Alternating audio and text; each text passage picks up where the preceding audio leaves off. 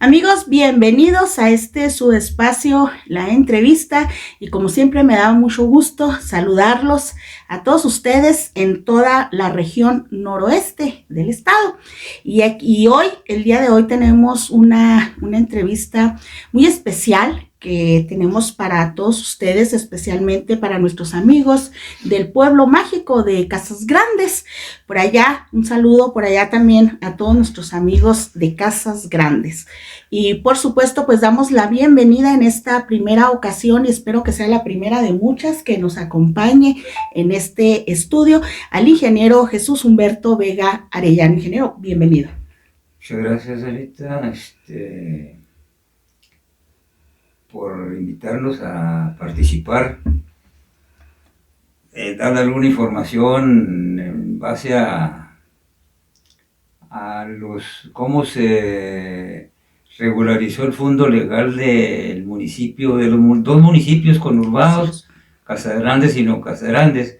En este caso vamos a referirnos al municipio de Casas Grandes, que se regularizó se le dotó con 19,000 y fracción de hectáreas, 122 hectáreas más o menos aproximadamente, a través de un decreto, el 1560 del 1920, antes de que saliera el gobernador, se salieron esos decretos, pero esos decretos salieron en base a que existió un conflicto agrario aquí en la región de que tenía más de 80 años. Todavía hablando del 2015, aproximadamente fue cuando iniciamos en el ejido Casas Grandes los primeros ensayos para tratar de arreglar el conflicto agrario en la región de los dos Casas Grandes. Ahí empezó los primeros tiros, se puede llamar, asambleas simples, para arreglar el conflicto agrario. Hay un programa de la ex Secretaría de la Reforma Agraria, hoy SEDATU, Secretaría del Desarrollo Urbano y Territorial y Urbano, que se llama COSOMER. Ese programa es para arreglar conflictos sociales en el medio rural. Precisamente son nuestros conflictos agrarios, como este conflicto agrario de la región de Casas Grandes, de los Casas Grandes, era el segundo más grande de la República Mexicana en ese tiempo. Atrasito nomás de los problemas que sigue en Chiapas, con los indígenas de Chiapas. Entonces empezaron las asambleas en el ejido Casas Grandes hasta que se acordó que sí entrara ese programa COSOMER al ejido Casas Grandes. Es difícil entrar a ese programa porque no cuenta con muchos recursos para acceder. Entonces, pero por ser un conflicto el segundo más grande de la República Mexicana y que tenía más de 80 años en la región, que no dejaba progresar la región, no había certidumbre jurídica en los dos municipios, en ninguno de los dos municipios, entonces se aceptó ese programa, y si vienen los diferentes ensayos y se vino la primera asamblea, ese programa COSOMER es un programa decretado, ¿verdad? Tiene sus reglas de operación, es un programa para que no llegue la violencia en el medio rural. Que haya acuerdos. Que haya acuerdos, exactamente, acuerdos, y en sí tiene sus reglas de operación, y el conflicto agrario, el programa COSOMER resuelve el conflicto agrario a través de las asambleas de formalidades especiales.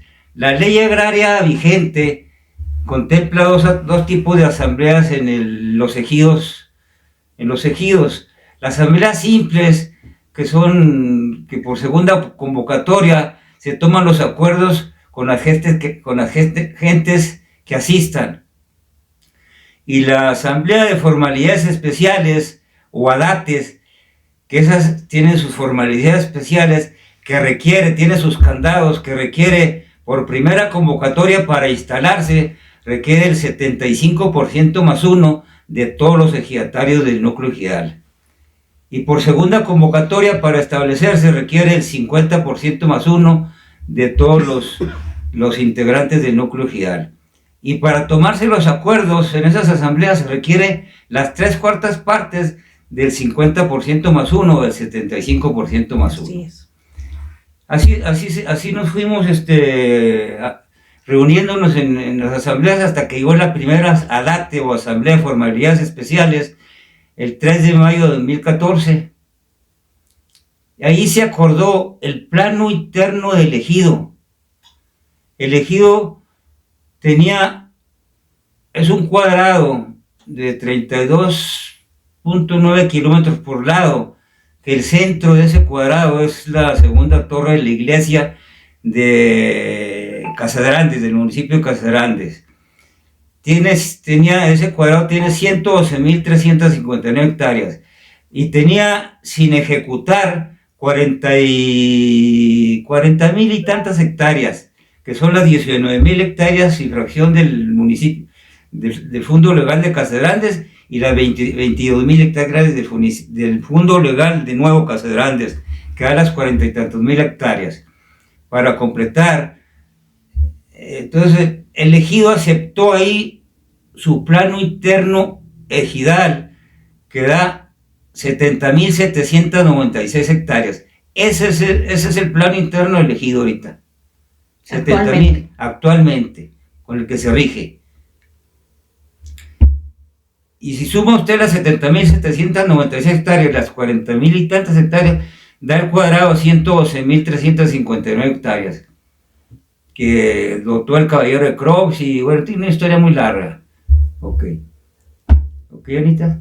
Y pues de aquí Inge, que bueno, mucha gente no conocía esta parte, o no conocíamos esta parte en cuanto al ejido, a cuántas hectáreas lo conforman, cómo se dan estos decretos y estos programas. Pero bueno, en base también a todo esto, Inge, se han dado ciertas problemáticas donde se han visto afectadas diversas personas, porque se han calificado con la palabra de despojo, que se han dado ciertos despojos a ciertos ejidatarios allí en el municipio de Casadrandes, y ustedes pues se vieron afectados también por una cuestión, una irregularidad también que se da en estos predios. Platíquenos. Entonces, cuando salieron los decretos de los dos municipios, de los dos Casadrandes, entonces los decretos son para regularizar precisamente los fondos legales, esos fondos legales, porque si nos damos cuenta, pues no están regularizados los fondos legales, Entonces, ahí el decreto 1560 del 20, que es el decreto de 19.000 y tantas hectáreas para el municipio de Casadrandes, ahí clarito viene cómo se deben de regularizar y cómo se deben de respetar los terrenos ejidales que pasaron a ser del fondo legal. Así es. A través del programa COSOMER. Entonces, ahí se hizo,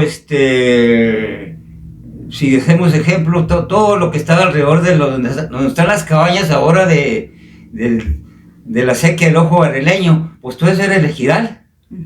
Todos esos yo creo que están ya titulados en base a este decreto. El decreto lo dio con manzanitas, cómo se deben de titular a través de las presidencias municipales. Ahí dice que debe respetarse en los terrenos que tienen que tener un justo título o la posesión, que la comprueben. El justo título, por ejemplo, esos terrenos que comenté ahorita, de todo donde están las cabañas y todos acá por un lado del museo de las culturas, esos eran ejidales, pero tienen su justo título, que lo había emitido el ejido porque eran terrenos ejidales, ¿verdad? Así es. Uno a través de asambleas ejidales y otros a través de acuerdos, pero con escritos de los comisariados ejidales, que estaban en su tiempo vigente, y daban esos justos títulos ejidales. Se viene la regulación en base a los decretos. Esos son los justos títulos que tienen que respetarse para titular. La presidencia tiene que respetarlos para titular. Entonces nosotros tenemos un justo título con una asamblea que dio elegido de abril de 1997, una asamblea que nos asignó, lo más correcto, nos asignó 36 y tantas hectáreas que están un lado del Museo de las Culturas del Norte, ¿verdad? El Museo de las Culturas del Norte, la zona arqueológica Paquimé, tiene su decreto que lo emitió Salinas de Gortari, el expresidente Salinas de Gortari, de 146 hectáreas. Ahí tiene los mojoneros de cemento grandes, tiene su polígono, y ese polígono de 36 hectáreas está totalmente afuera. A mí me tocó ser presidente del comisariado ejidal del 96 al 97, precisamente, donde se regularizó la zona arqueológica Paquimé de 146 hectáreas, y a mí me mandó llamar la encargada en ese tiempo del museo, que ese terreno es de ejido, y entonces teníamos que cercarlo. Y entonces se cercó y se asignó ejidatario, ¿verdad? Y se tituló. Duró tiempo después de que se firmó, porque el programa Cosomer, sus normas de operación dice que tiene que firmarse un convenio finiquito entre las partes en conflicto y las autoridades en su tiempo. Entonces el convenio finiquito se firmó, se llevó al Tribunal Unitario Agrario y se aprobó dar una contraprestación de 150 millones al ejido Casadrandes para que se repartiera individualmente a cada uno la parte que le correspondía, o les correspondió ya. Es un hecho pasado. Entonces se viene y se amparan, un grupo de compañeros ejidatarios se amparan sobre ese convenio finiquito, y el recurso de 150 millones no podía ejercerse. Y hubo varios amparos, como unos hasta 20 amparos, yo creo, se cayeron todos. Nomás el último, un 4-13-2017, duró bastante. Del 17 al 2021, duró 4 años en revisión, recurso de revisión, hasta que se sobreseé, se cayó, que fue en abril de 2021. A partir de ahí las presidencias municipales tenían toda la facultad para empezar a titular, mientras no le impidiera las elecciones, la época electoral de ese tiempo. Se hicieron todo, empezó a titular fuera de los espacios electorales, y después del 6 de junio fueron las elecciones estatales. Después del 7 de julio ya no había zona electoral, empezó a tituló algunos estos. Ahí nos tituló ese predio de 36 hectáreas, que estos señores, en cuanto entraron, hicieron un despojo. Estamos hablando de la administración actual ya. La administración actual. La administración actual de Roberto Lucero cometió así totalmente un despojo, porque está totalmente titulado conforme las normas del decreto. El decreto ahí trae sus normas de cómo se debe titular. Entonces, en este caso, estos cuates cometen un despojo, lo dan de malamente, no tiene las facultades el cabildo, el cuerpo de regidores no tiene las facultades para dar de baja un título que está debidamente registrado en el registro público de la propiedad, pero a través de malamente o irregularidadmente, ignorantemente, y esa irregularidad, lo dieron de baja. Hicieron un escrito, sacaron los acuerdos, el cabildo, y mandaron un escrito al registro público y lo dieron de baja. Entonces, nosotros nos inconformamos y contrademandamos.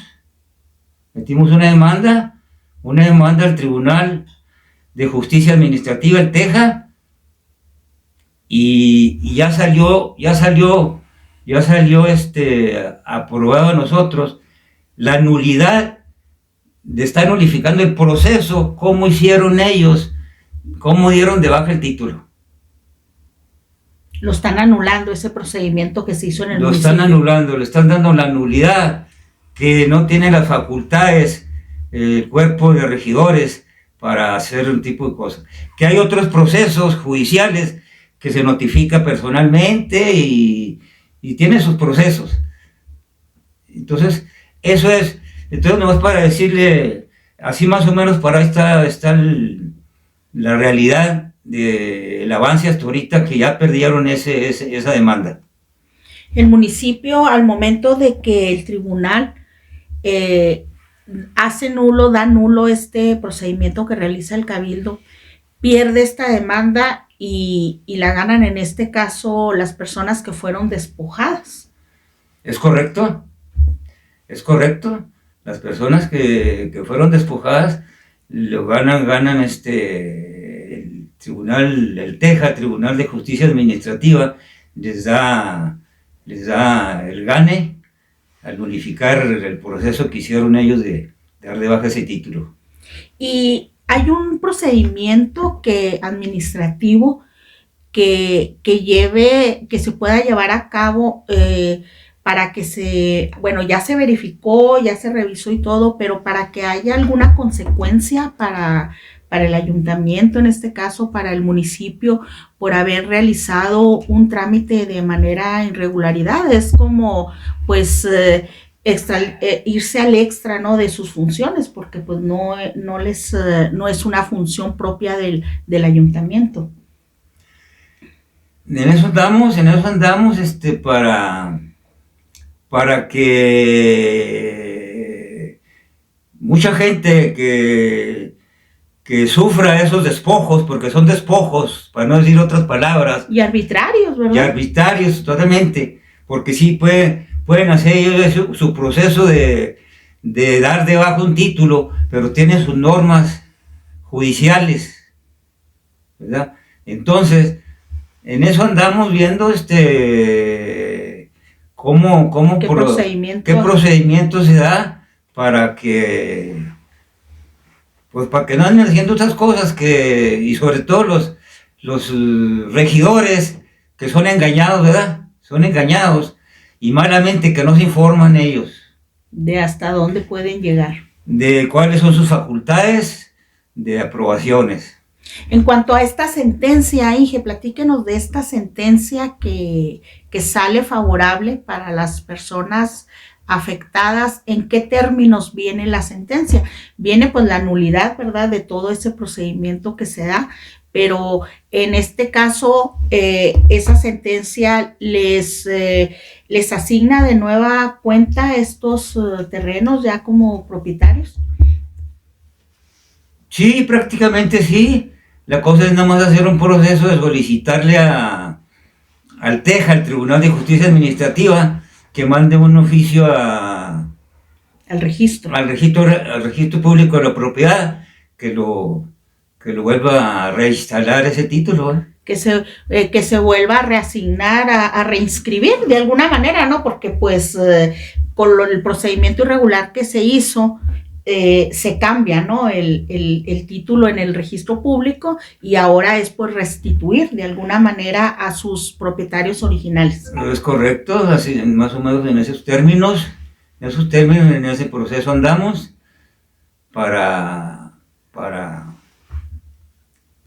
finiquitar este asunto de un despojo, nomás decirle a la compañero de todo el municipio que tuvo terrenos ejidales y que lo regularizó y que trae problemas de despojos, porque son despojos, porque el decreto lo explica muy bien con manzanitas lo explica cómo debe regularizarse. Es para regularizar, no para vender. Solamente un croto de terreno que esté libre, sin asignar, que esté libre y que era elegido, pero el elegido no lo pelea, pues pueden ellos asignárselo y hacer con ellos lo que guste, ¿verdad? Pero mientras esté asignado por el ejido, no se puede hacer una reasignación, mucho menos por el municipio, ¿no? Mientras tenga justo título que emitió el ejido, no puede el municipio asignárselo a él. Que ese es el caso que nos ocupa, lo que estamos platicando. Es el caso que nos ocupa, que exactamente es el caso que sucedió con estos cuates. Yo no sé qué le vieron. Lo que pasa es que andan, hicieron una titulación a un señor que compró la Victoria, Rancho de la Victoria, que ese rancho, cuando se hizo las asambleas para llegar a acuerdo, el convenio finiquito y arreglar el conflicto agrario, se les dejó a los López Ulloa ese rancho, la Victoria, porque lo tenía elegido Casas Grandes. Uh-huh. Entonces, sobraron 466 hectáreas y ese municipio ya se las tituló luego se las tituló. Y están enseguida, atrás del museo enseguida están. Entonces lo que quieren hacer allí con ese terreno, pues vieron el signo de peso de sus ojos. Quieren hacer ahí un jardín botánico, exactamente, ¿verdad? Y malamente el CONACYT, ahora se llama Secretaría de Innovación y Ciencia y Tecnología, creo, pero es el CONACYT, malamente autoriza un proyecto sin tener un título de propiedad donde van a hacer el proyecto, ¿verdad? Entonces este señor está enseguida,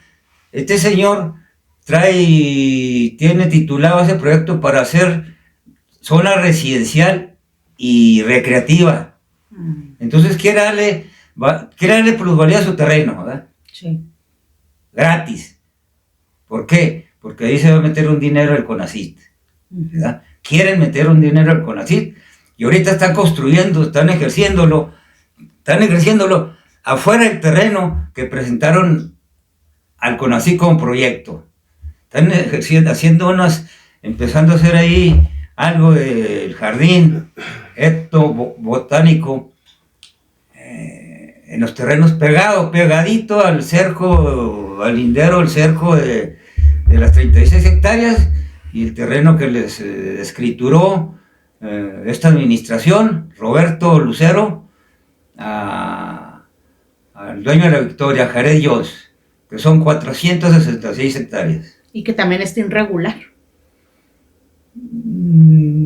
Está irregular esa parte. Pues debe estar irregular, porque no debe tener justo título, o el justo título lo tiene el ejido Casas Grandes, ¿verdad? El ejido lo tiene. Exactamente. El ejido lo tiene también. ¿Cuál sería la invitación, Inge, a todas estas personas que se les ha estado despojando? Porque pues hemos sabido de algunas personas que han sufrido de este despojo de sus terrenos, pues para que lleven un procedimiento legal, administrativo como el que ustedes llevaron y que cuesta tiempo y trabajo, ¿verdad? El estarle dando seguimiento, pero vale la pena porque ustedes lo realizan y ahorita pues ya tienen una sentencia favorable para que ya se restituyan estos terrenos a favor de ustedes. Pues que la gente busque asesoría jurídica en base al decreto. El decreto pues lo pueden conseguir ahí con los licenciados. Está publicado. Está publicado exactamente, es el 1560 del 2020. Entonces, que se defiendan, ¿verdad? Porque es injusto que son terrenos que el decreto no se lo regaló al municipio, ¿verdad?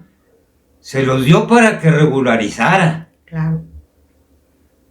Y ahí está clarito, el decreto lo dice, para regularizar en base a justos títulos o posesión, ¿verdad? En todo caso, pues ahora que estos cuates despojen sus propias casas, porque también están irregulares, Así es. Están en el decreto que se regularizó. No, que busquen asesoría jurídica, que se defiendan, que no se dejen que les quiten sus terrenos que son de ellos. Así es. Pues ahí está la información para nuestros amigos de Casas Grandes que han sufrido esta situación, ¿verdad? En cuanto a los despojos, que son algunos que hemos sabido que se han realizado de manera irregular. Busque la asesoría legal, jurídica. Ahí hay un decreto, hay que analícenlo, asesórense. Y nosotros pues agradecemos mucho al ingeniero Jesús Humberto Vega Arellano por acompañarnos en esta entrevista para dar a conocer esta información de que sí se puede. Muchas veces decimos, bueno, el poner una demanda a un gobierno del estado, un gobierno federal, un gobierno municipal, pues la llevamos de perder. Muchas veces hay personas que lo comentan, no es cierto, aquí tenemos el caso. Aquí tenemos un caso, ¿verdad?, de que sí se puede en cuanto se demuestran las cuestiones legales y se trabaja de manera legal, se puede llegar a buen término, como en este caso, de que, bueno, ya esta sentencia sale favorable a las personas que fueron despojadas y sobre todo que se da la nulidad por parte del TEJA a este procedimiento que realizó el ayuntamiento actual en el municipio de Casas Grandes y que ya estarán las personas afectadas solicitando la restitución, la inscripción de nueva cuenta en el registro público de la propiedad. Muchísimas gracias, Inge, por compartirnos su caso aquí con nuestros amigos y pues felicidades y qué bueno que lo realizaron y que llevaron todo el proceso porque como luego se dice, no hay como la cosa legal, ¿verdad? Que todo esté legal. Así es, Anita, y muchas gracias, y sí, para que la gente se dé cuenta de despojos, ¿verdad? Por no decir otra palabra nada más, y se defiendan. Así es. Muchas gracias, Anita. Muchísimas gracias, Inge. Y buenas noches. Muchas gracias, buenas noches. Y nosotros continuamos. Gracias.